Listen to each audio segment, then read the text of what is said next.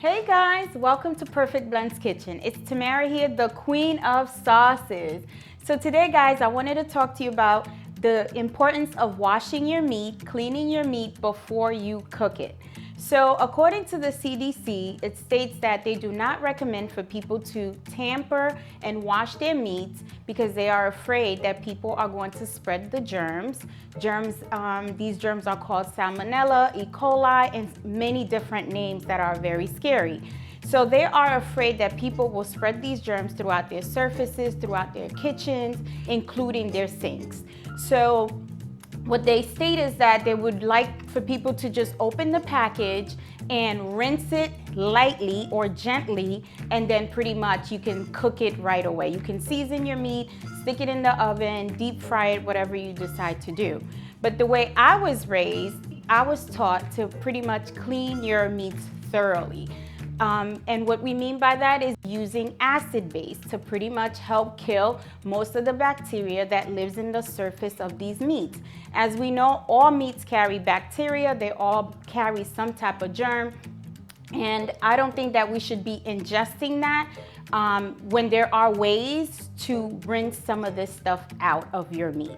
So I was raised to pretty much do a mix to kill all this or most of this bacteria. The rest of this bacteria can be killed with high heat, so pretty much when you cook your meat at the right temperature, it kills any bacteria that is still living in the meat or on the surface of the meat. So with that being said, these are the type of acidic juices that I use to clean my meats. And the meats are from chicken to pork to lamb and even seafood. All these meats, anything that comes from an animal, guys, carry germs. It carries pathogens, especially through the process, how it's killed. So you should definitely consider cleaning your meat so you won't get sick. So I just wanted to show you guys what I usually use. So if you have any lemon, any vinegar, any sour oranges, anything acidic, obviously lemon, lime is good. Like I said, anything acidic, even oranges, guys, key lime. Anything that's acidic can help remove some of this bacteria on the surface of your meat. You can make a bath also. So what I usually use, I use maybe 2 or 3 capfuls of vinegar, a little bit of lemon juice, depending on the meat. So anything that's light, like a chicken, I usually just use some lemon or a little bit of vinegar. So what let me just show you guys, because I know a lot of people like to see things, to see how it's done. So, so this is maybe about 2 capfuls of your lemon juice. Also, what really helps with any extra, all that phlegm and gooey stuff that sits in our meat, sea salt, guys. Sea salt helps kill bacteria, and a little bit of vinegar. Like I said, maybe 2 capfuls, or if you have a measuring cup, that will help. About 1/3 of a cup works. And then about 2 cups of water. Just 2 cups of cold water. You kind of mix this, guys. Let the salt dissolve. And you pour it right into your meat. You let this soak for maybe 2 to 3 minutes if you are in a hurry. If you're not in a hurry, it can soak for the most 10 minutes. You don't want your meat to over soak in the acid bath or acid mix, if you choose to call it that, because you don't want the acid to toughen your meat, and sometimes it can actually cook your meat, start cooking it a little bit, and your meat will start losing its color. So just a quick bath, 1 to 2 minutes if you're in a rush, but if you do have some time, a good 10 minutes depending on the hardiness of the meat. A lot of times I let my chicken and pork sit a little longer, but obviously salmon and shrimp, I don't recommend for you guys to let it soak too much because the acid base will cook up your shrimp or your salmon or any fish, or your fish will start falling apart because the acid is just too strong. So I would recommend when it comes to your seafood, just kind of sprinkle a little bit of the lemon juice either in the beginning or definitely towards the end of the cooking process of your shrimp. So with that being said, another method, guys, that I was taught was, besides the bath, you can just cut a lemon or lime. I already have a lemon. Squeeze it on your meat like this. And this can get really messy, so I suggest you know, if you don't mind touching meat, if you don't mind touching the raw meat, you can use some gloves.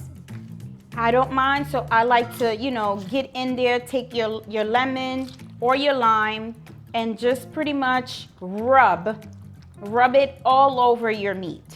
If you have some bones, take it, pretty much do all of this, guys, and really get in between the creases of your meat. Mostly chicken legs, chicken thighs, you know, under the bone, under the breast. So this is pretty much cut up chicken that I'm going to use to make some curry chicken. So you pretty much just rub your lemon. And if you don't want to touch your meat, which is perfectly fine, you should just use the bath. Make your mix, dump your mix in here, let it sit. You can take a spoon, kind of mix it up, let it get at the bottom of it, and then rinse the meat with some cold water. You let the water run until you get clear water, where there's no more blood running through your meat. There's no leftover residue. There's no slimy, gooey stuff coming out, where the water is clear. That's when you know that your meat has been cleaned properly. It smells good too, guys. You can smell the fresh lemon or lemon juice or the vinegar slightly, and you can tell that your meat does not have any strong, meaty smell. So I'm gonna rinse mine real quick.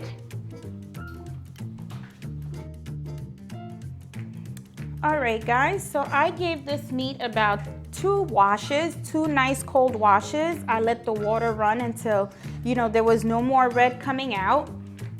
So it's nice and clean, like I said. Now the next step, guys, is when you're done cleaning your meat, the best thing to do, just to prevent salmonella and all these germs, you know, prevent the germs to spread throughout your counter, is making sure that you have soap and water, disinfectant, and you have a rag that is either wet with soap and water, or when you're done, you can disinfect your area with an antibacterial spray.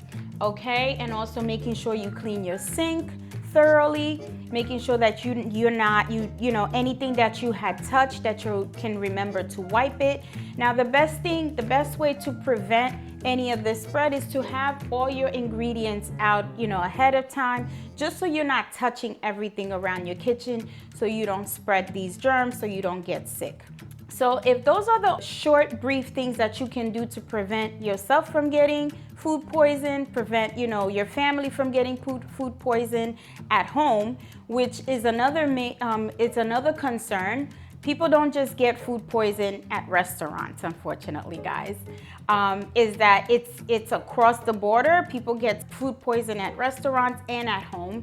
And at home, why this is happening is because people are not taking the time to clean their meats accordingly, and they're not taking the time to cook their meats at the right temperature.